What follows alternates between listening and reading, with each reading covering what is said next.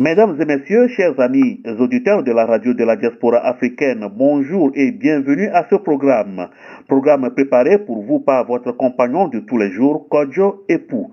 Le Togo sera le centre d'intérêt de cette édition de parcours, édition au cours de laquelle nous allons nous entretenir avec un homme d'État africain, le président Faure Essor Gnassingbé, président de la République togolaise. Avec l'honorable invité, nous allons aborder des questions qui préoccupent les Togolais, surtout ceux de la diaspora. Politique, économie, droits de l'homme, social, impunité, corruption. Eh bien, tout cela sera au menu de cet entretien réalisé lors du séjour du président dans la métropole américaine des affaires, New York, où il a pris part à une conférence de l'Organisation des Nations Unies sur le VIH-Sida. Monsieur le Président, bonjour. Bonjour, monsieur Epou. Où en sont votre gouvernement et la majorité parlementaire de votre parti, le RDT, avec les réformes politiques et institutionnelles prévues par l'accord politique global de Ouaga? Merci, monsieur Epou. Permettez-moi d'abord de saluer mes compatriotes togolais et mes frères africains qui nous écoutent. C'est la première fois que je m'exprime sur votre radio. Et il faut dire que je suis très heureux et très fier de voir que cette radio a été créée par un Togolais, est animée par des Togolais. Et je crois que c'est un exemple de ce que la diaspora peut apporter au rayonnement de notre pays. Pour en venir à votre question, d'abord je voudrais dire que j'ai pris un engagement que je compte respecter, c'est de mettre en œuvre totalement, entièrement et de façon exhaustive l'accord politique global que nous avons signé. J'en suis le garant et toutes les mesures qui ont été décidées seront mises en œuvre par le gouvernement ou par les autres institutions pour ce qui les concerne.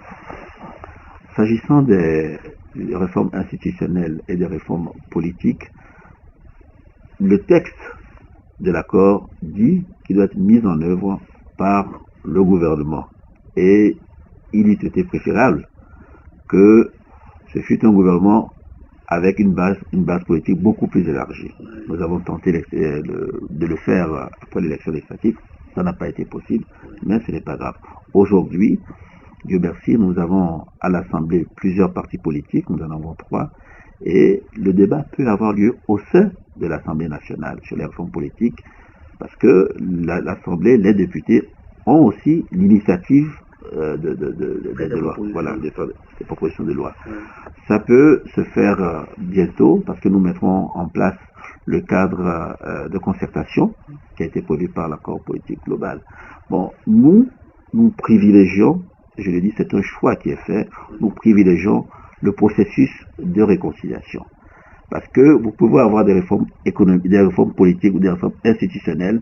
Si vous êtes dans un pays divisé, vous ne pourrez pas les appliquer, il y aura des changements. Oui. Les réformes institutionnelles politiques, nous les mettrons en œuvre. L'élection est en 2010. Les textes internationaux nous imposent de stabiliser le cadre électoral 6 mois avant l'élection, au plus tard 6 mois avant l'élection. Je ne dis pas que nous attendrons les 6 mois pour mettre en œuvre ces réformes, mais je dis qu'il est bien qu'on mette sur les rails le processus de réconciliation et nous ferons les réformes politiques.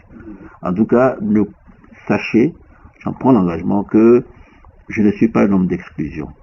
Je sais à quoi on fait allusion quand on parle des réformes nationales, etc. Est-ce que tel va pouvoir se présenter ou pas? Je n'ai pas peur du jugement du peuple et je n'ai pas peur de compétir en politique. FM Liberté au rythme de l'Afrique, sur les traces de ceux qui créent l'événement sur le continent noir.